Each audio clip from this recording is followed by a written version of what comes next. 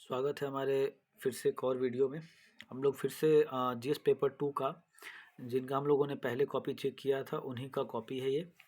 और पिछला प्रदर्शन जो है कुछ खास अच्छा रहा नहीं जीएस पेपर 1 का। अभी हम लोग चेक करेंगे इनका जीएस पेपर 2 का किस प्रकार से प्रदर्शन रहा है। इनको एक मार्क जो है जो भी मिल रहा है 69 जैसे भी चेकिंग हुआ हो उसी के बेसिस पे जो है इसमें भी जो है मार्क्स बिठाने की कोशिश करेंगे। अलग बात है कि किस प्रकार से कॉपी चेक हुआ इस बार, लिबरल है या फिर किस प्रकार से है, तो वो देखने का बात होगा। लेकिन 69 के बेसिस पे मैं इसको चेक करने वाला हूँ। पढ़ते हैं कि इन्होंने क्या अच्छा किया, क्या खराब किया है और कहाँ सुधार करने की ज़रूरत है। आर्टिकल 32 के बारे में पूछा गया कि भारत की संविधान और आत्मा है, व्याख्या कीजिए। इसमें कहीं भी रीट की प्रधानता नहीं है कि रीट के बारे में स्पेशली आप जिक्र करें। तो बहुत सारी कॉपीज़ में रीट को एलोबरेट किया गया है पूरे भर के कॉपी में। तो मेरे ख्याल से वो, मेरा जहाँ तक सोचना है कि वो डिमांड नहीं थी क्वेश्चन की, कि अगर आप रीट पे ही चर्चा कर रहे हैं तो फिर ये थोड़ा सा आपके लिए जो है नेगेटिव हो सकता है। पढ़ते हैं मैम ने कैसे डील किया। इन्होंने आर्टिकल 32 में जो है यहाँ पर, ठीक है, इन्होंने भी 5 रीट को बता दिए हैं यहाँ पर, ठीक है। उसके बाद इधर अगर देखेंगे तो इन्होंने आर्टिकल 32 के बारे में फंडामेंटल राइट्स को वो चर्चा कर रही हैं। इस बात का एक्सप्लेनेशन नहीं दिख रहा है कि ये कैसे संविधान की आत्मा और हृदय है।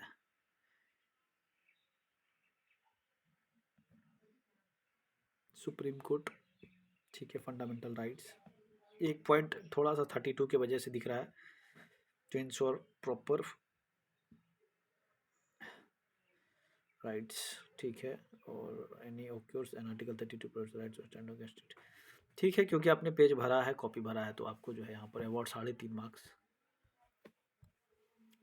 करना चाहिए। क्योंकि थोड़ा सा इसमें जो है ना, जो डिमांड है क्वेश्चन की, व्याख्या करना है, तो थोड़ा सा दिखना चाहिए था कि कैसे जो है संविधान का आर्टिकल 32 जो है वो आपको हृदय और आत्मा है संविधान का।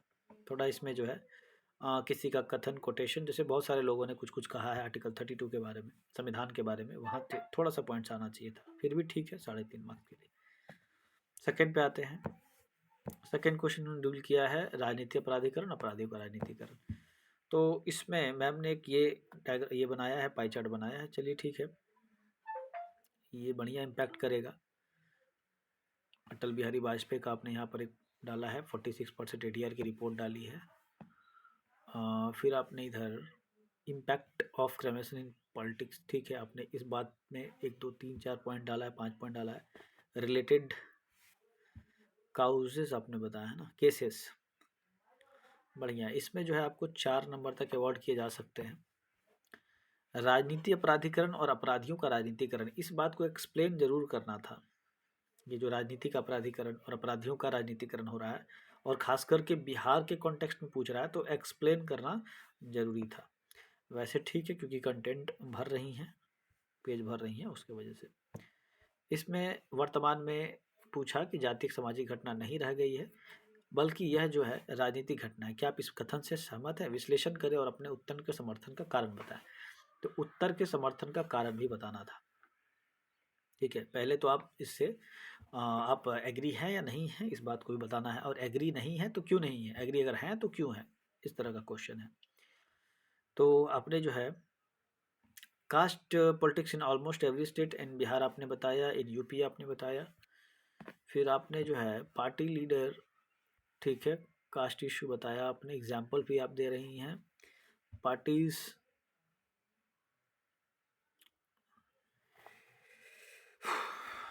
आपकी राइटिंग में थोड़ा सा पढ़ नहीं पाता हूँ कहीं कहीं पर। Reason to form particular caste that, चलिए ठीक है। कंटेंट में जो दूसरा आना चाहिए था ना, काउजेस के आपने क्यों, मतलब अपना एग्रीमेंट के एग्री किया है इस बात से। अगर आपने एग्री यहीं पे कर लिया होगा, दिख नहीं रहा है वैसे मुझे कि आपने एग्री हुए, आप एग्री हुए हैं कि नहीं हुए हैं, ठीक है। 4 नंबर तक अवार्ड हो सकता है इसमें। एवरेज यही 3.5 4 ही चलेगा, उससे ऊपर नीचे ज़्यादा नहीं होता है। कॉलेजियम के बारे में पूछ रहा है। कॉलेजियम क्या है, दूसरा आलोचना के केंद्र में क्यों है। तो कॉलेजियम को आपने बताना शुरू किया है और आप यहाँ पर आलोचना का एक पॉइंट नहीं बना रहे। अच्छा, यहाँ क्रिटिसिज्म, ठीक है, क्रिटिसिज्म आप बता रही हैं, ठीक है, तो ये आपको 7 का है, तो आप 3 नंबर इस पर एक्सपेक्ट कीजिए। 73-74 अमेंडमेंट एक्ट के बारे में पूछ रहा है, जमीनी स्तर पर महिलाओं को सशक्त बनाने में स्थायी शासन भूमि, तो स्थानीय स्वशासन की भूमिका पर चर्चा करें, है ना, इसके बारे में पूछा। और किसके आलोक में पूछ रहा है? 73 और 74 के। आपने 74 बता दिया है, ठीक है, 73-74 के बारे में बताया आपने। Role of self government employ, ठीक है, वुमेन आपने, ठीक है, पॉलिटिक्स में वो आ रही हैं, पार्टिसिपेशन ऑफ आपने बता दिया। फिर आप ये डेटा दे रही हैं और लीडरशिप आप बता रही हैं, ठीक है, बढ़िया। तो ये फिर से 3 नंबर, ये 3.5 तक जाएगा, ठीक है। देखिए, आप जहाँ अच्छा कर रही हैं वहाँ पर अच्छा बोला जा रहा है, जहाँ पर अच्छा नहीं है वहाँ पर आपको जो है टोका भी जा रहा है कि थोड़ा दिक्कत हुआ है। इधर बात करेंगे, अगर दूसरा का आपने ए डील किया है कि भारत में पार्टी के प्रभुत्व भारत में पार्टी के प्रभुत्व से लेकर गठबंधन सरकारों के युग तक राजनीतिक दलों के विकास का पता लगाएं। मतलब कि एकल पार्टी चलती थी सरकार, फिर गठबंधन बनी, उसका पूरा आपको क्रोनोलॉजी बताना है, ठीक है, विकास पता लगाना है कि कब से कब तक क्या गठबंधन की राजनीति ने भारत में प्रधानमंत्री के अधिकार को कमजोर किया, कारण बताएं, ठीक है। अगर आपको लगता है कि गठबंधन की राजनीति ने प्रधानमंत्री के अधिकार को कमजोर किया है तो आपको कारण बताना, अगर लगता है कि ऐसा नहीं हुआ है तो वो भी कारण बताना है, ठीक है। तो मेनली इसमें कितने हो गए क्वेश्चंस? एक तो विकास का पता लगाना है, उसके बाद क्या गठबंधन की राजनीति ने भारत प्रधानमंत्री के अधिकार को कमजोर किया है, तो ये दूसरा, और तीसरा कारण बताया। तो 3 क्वेश्चन इसमें आपको इजिली दिख रहे हैं। आपने जो डील करना शुरू किया है,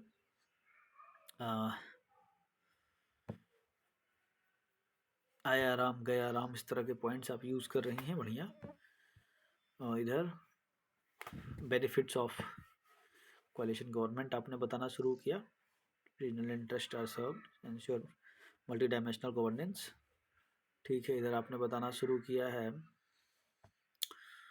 आपने बिहार के बारे में बताना शुरू किया, under single party rules, way for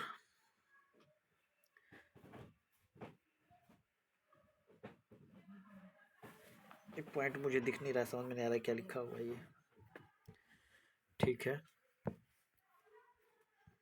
challenge for political government coalition challenges, आपसे जो चीज़ पूछता नहीं है आप क्यों उस पर अपना बहुत ज़्यादा अपना समय लगा रही हैं? Pressure on government respective party, pressure on, ठीक है, आपने यहाँ 3-4 पॉइंट यहाँ डील किए। फिर आपने coalition politics understand PM's role, ठीक है, आपने फिर लास्ट में जाकर के वो डील किया कि कैसे वो जो है पीएम के रोल को जो है अंडरमाइन करता है। तो लास्ट में आप ये बता रही हैं जो पहले आपको थोड़ा सा आ जाना चाहिए था उधर ही। चैलेंजेस आपसे पूछ नहीं रहा है तो उसको क्यों इतना जगह दे रही हैं आप कॉपी में अपने? आपसे मेनली जो पूछा गया, देखिए थोड़ा क्वेश्चन समझना बहुत ज़रूरी है एग्ज़ाम हॉल में, वरना आप भटक सकते हैं एग्ज़ाम से। और बहुत लोग जो देख रहे हैं कॉपी सीखिए, उनसे सीखिए कि जैसे क्या कहा गया कि trace the evolutions of political parties in India from one party dominance to the era of coalition government.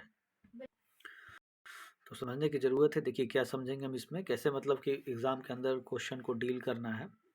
पहले तोड़िए कि क्वेश्चन में कितने सारे क्वेश्चंस दिख रहे हैं, अगर वो नहीं पकड़ पाएंगे तो दिक्कत हो जाएगी। तो पहले क्या पूछा आपसे?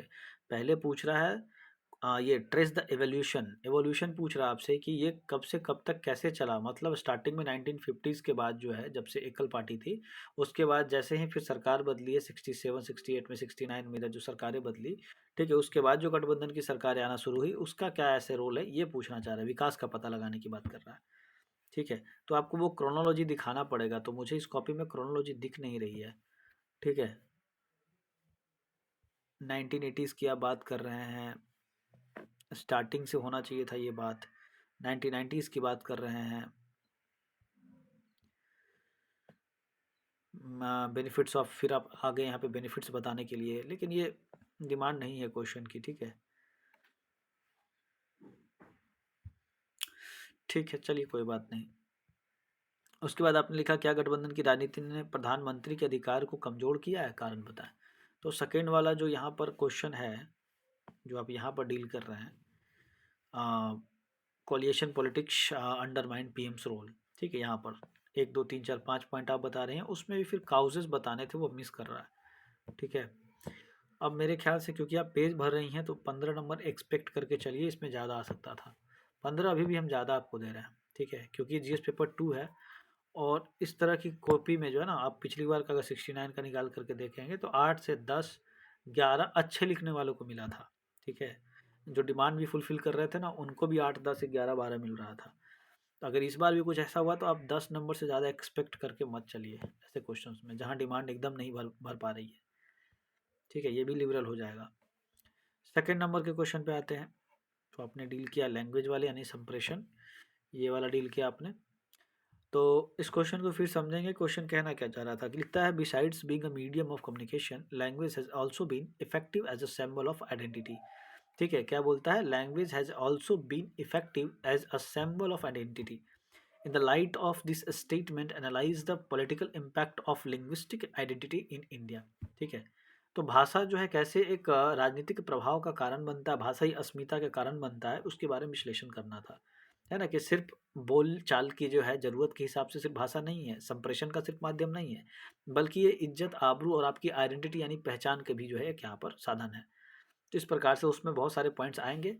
अच्छा, इस टॉपिक को, इस क्वेश्चन के उठने के पीछे का रीज़न है नेशनल एजुकेशन पॉलिसी 2020। ठीक है, तो आपने यहाँ स्टार्ट किया बोलना 22 लैंग्वेज वगैरह आपने बताया कि ठीक है।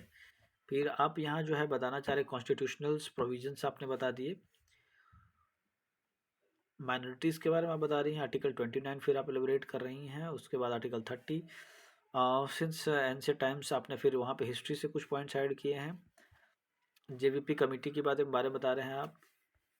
फिर आप इधर जो है फजल अली के बारे में बता रहे हैं, कमीशंस के बारे में बता रहे हैं। फिर जो है आप इधर स्टेट प्रोटेक्शन, ठीक है, आप जो है यहाँ पर स्टेट वाइज आप लिखना चाह रहे हैं। 22 आपने लिखा है ना सर, मेरे ख्याल से वही है। 1 2 3 4 5 6 7 8 9 10 11 12। आपने क्या लिखा है ये स्टेट, आपकी राइटिंग जो है ना कहीं कहीं पर मेरे समझ से बाहर चली जा रही है। Political impact of linguistic identity, ये वाला पॉइंट आना चाहिए था, ठीक है, बढ़िया। Because basic of stats formation often commercial, ठीक है, used by party leader seems biased, have since being implemented in local language।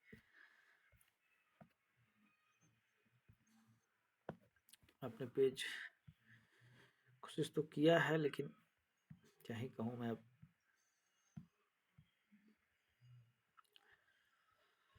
देखिए डायमेंशंस कहाँ कहाँ टूटते, मैं अपने हिसाब से थोड़ा इसमें ऐड कर लूँ।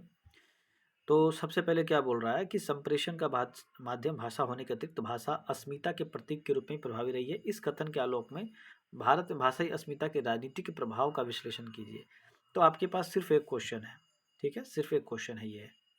अब इसके बेसिस पे आपको सारा डील करना था। भारत में भाषाई अस्मिता के राजनीतिक प्रभाव, अगर हम राजनीतिक प्रभाव की बात करेंगे तो उसको हम पर्टिकुलर एरिया वाइज उसको हम डिवाइड कर सकते हैं कि हर स्टेट में कहाँ कहाँ कौन कौन से डिस्प्यूट्स चल रहे हैं। डिस्प्यूट्स किस मामले में, तो भाषाई मामलों में, ठीक है। हो सकता है कि केंद्र और राज्य का वहाँ पे डिस्प्यूट हो, जैसे तमिलनाडु और सेंट्रल का चल रहा था नेशनल एजुकेशन पॉलिसी के मामले में। उसी प्रकार से और भी बहुत सारे इशूज चलते रहते हैं, ठीक है। जैसे हमारे ही भोजपुरी को लेकर के बोली जाती है कि वो एक सिर्फ सिंपल जो है वो भाषा नहीं है, बोली है, उसको कन्वर्ट करना चाहिए, उस तरह से विवाद कभी कभी उठता है, ठीक है। उस तरह से बहुत सारे ऐसे डिस्प्यूट्स हैं, सिर्फ यही नहीं है। तो उसके बारे में थोड़ा सा हमें अवेयर होने की ज़रूरत थी यहाँ पर, और उधर ही आपको थोड़ा डील करना था ज़्यादा, ठीक है। चलिए कोई बात नहीं, क्योंकि आप पेज भर रही हैं तो उसके लिए जो है अवार्ड किया जाएगा नंबर आपको।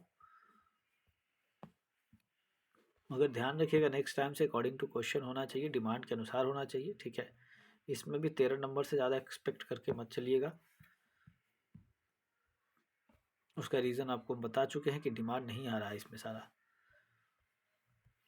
और अब आते हैं ज्योग्राफी के ऊपर। ज्योग्राफी जो है, ज्योग्राफी में अच्छे मार्क्स मिलते हैं, क्योंकि अगर आप मैप वगैरह बनाते हैं तो उसका असर पड़ता है, ठीक है। तो शीतकालीन वर्षा ये पूछ रहा है कि शीतकालीन वर्षा होती है तो जलवायु परिस्थितियाँ और उनके स्थानिक विस्तार के साथ समझा है ना। तो वर्षा क्यों होती है उसके बारे में, विंटर रेनफॉल के बारे में आपने ये सब पॉइंट्स बता दिए, ठीक है। ये 3.5 से लेकर के 4 तक का कंटेंट हो जाएगा। आगे भारतीय तट के मैंग्रोव के, यहाँ पर देखिए मैंग्रोव के बारे में पूछ रहा है, पर्यावरणीय और आर्थिक लाभ के, ठीक है, और लाभों पर उदाहरणों के साथ चर्चा करें। आपको एग्जाम्पल्स भी साथ साथ में डालने हैं, ठीक है। आपने ये मैप से बता दिया कि कहाँ कहाँ पर क्या है, ठीक है, मैंग्रोव्स है। इन्वायरमेंटल एंड इकोनॉमिक बेनिफिट्स आपने बताया, यहाँ पर आपने, ठीक है, आपने 1 2 3 4 5 6 7 8 9 10 पॉइंट्स ऐड किए हैं, ठीक है, बढ़िया। एग्जाम्पल्स नहीं दिख रहे हैं, बस यही मिसिंग है, ठीक है, इसीलिए 3.5, अदरवाइज ये 4.5 चला जाता। एग्जाम्पल्स एक में भी नहीं है। इस वाले क्वेश्चन में भारत में प्रमुख प्रकार के मिलेट्स की खेती के लिए उपयुक्त भौगोलिक परिस्थितियाँ क्या है, तो मिलेट्स के बारे में भौगोलिक परिस्थितियाँ पूछ रहा है, उदाहरण के साथ समझाने की बात कर रहा है ना। तो आपने मिलेट्स बताया, जोग्राफिकल कंडीशंस बताए, एक मैप यहाँ पर भी बनना चाहिए था, ठीक है ना। आपको ये फिर यहाँ पर एक मिसिंग चीज़ दिख रहा है कि कोई भी उदाहरण नहीं दिख रहा है। भौगोलिक परिस्थितियों में भी 25 डिग्री सेल्सियस और इस तरह की पॉइंट्स बता रहे, एक मैप की ज़रूरत थी। चलिए ठीक है, फिर भी 3.5। आगे बढ़ेंगे।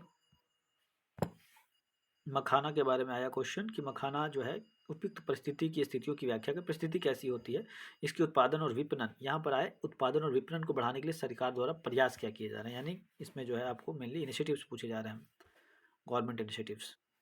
आप बहुत अच्छा मखाना सब पढ़ के गए थे, इसलिए गवर्नमेंट इफेक्ट सॉरी आपने एफर्ट्स बताना शुरू किया है, ठीक है। इस पर आपको क्योंकि 7 नंबर का है तो 3 या 3.5 एक्सपेक्ट कीजिए।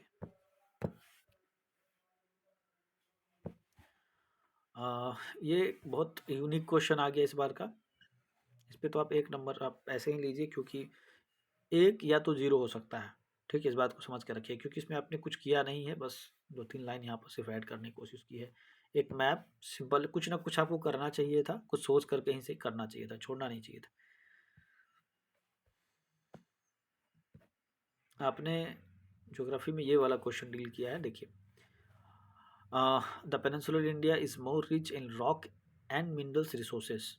तो पहला एक सेंटेंस है, लिखता है discuss the statement in relations to their geological formations, ठीक है। तो कहता है discuss the statement in relations to their geological formation, तो पहले जियोलॉजिकल फॉर्मेशन की बात। सेकंड कहता है एसोसिएटेड क्वायरिंग, ठीक है, और थर्ड कहता है माइनिंग एक्टिविटीज, ठीक है। हिंदी में अगर बात करेंगे तो यहाँ पर भूवैज्ञानिक संरचना, संबंधित उत्खनन और खनन गतिविधियाँ, ठीक है। 3 क्वेश्चन यहाँ पे जनरली दिखते हैं। तो आपने इसको जो डील किया है, आपने डिवीजन बताया, ठीक है, पेनिनसुलर डिवीजन। अब डिवीजन के अलावा यहाँ पर एक और टर्म यूज़ कर सकती थी ना, भूवैज्ञानिक संरचना कर सकती थी, ठीक है, फॉर्मेशन कर सकती थी उसको, ठीक है।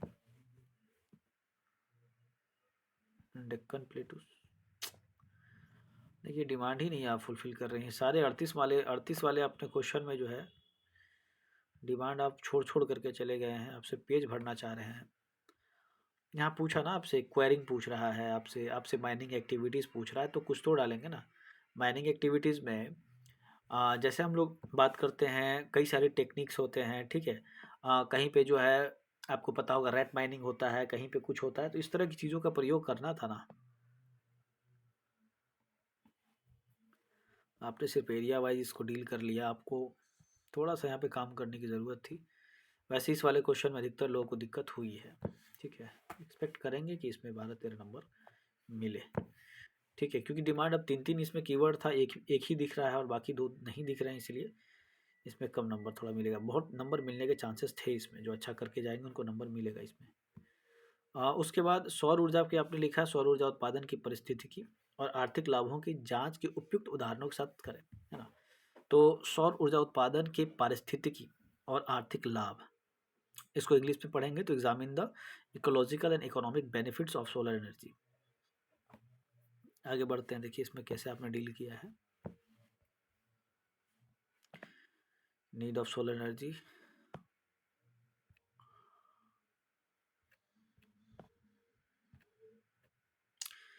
बहुत कम आप कंटेंट डाल रहे हैं सब जगह।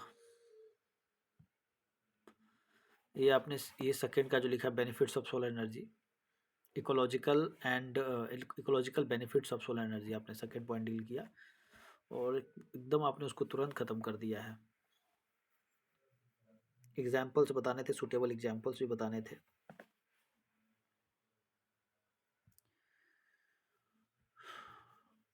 एग्जाम्पल्स नहीं दिख रहे हैं।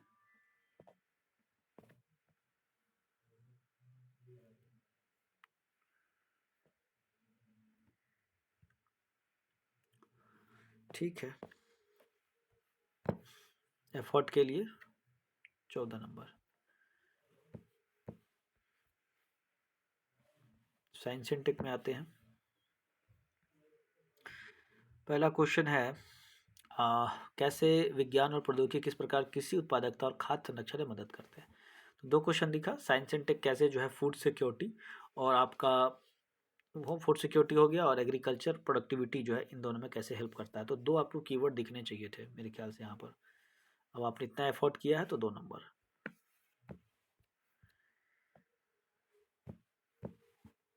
साइबर क्राइम क्या है, टाइप्स ऑफ साइबर क्राइम, और कैसे प्रौद्योगिकी ऐसे अपराधों को कम कर सकती है। तो आपको एक सॉल्यूशन भी देना था इसमें।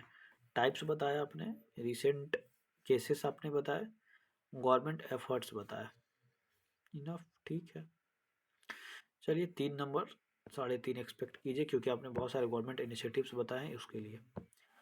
और यहाँ पर कैंसर जैसी बीमारी से लेकर के, अब देखिए सिर्फ कैंसर एक एग्जाम्पल है यहाँ पर, ठीक है। आपको यहाँ पर और भी डायमेंशंस ओपन करना है, जैसे टिकट बुकिंग बोल रहा है, जीवन के हर क्षेत्र की बात कर रहा है। तो यहाँ पर हमारा फूड फूड भी हो गया, हेल्थ भी हो गया, एजुकेशन भी हो गया। तो हम कई तरीके से इसको जा सकते थे इसमें, ठीक है। चलिए ठीक है, 3 नंबर यहाँ रखिए।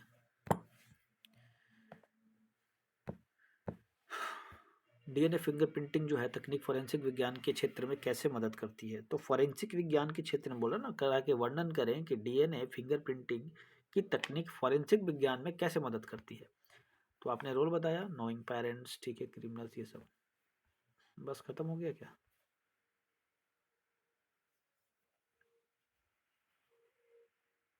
थोड़ा एक्सप्लेन एक आध को कर देना चाहिए था यहाँ पर, इसीलिए मार्क्स जो है घट जाता है।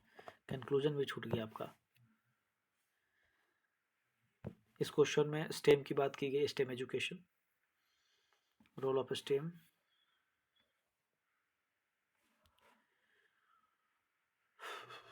ठीक है, 3।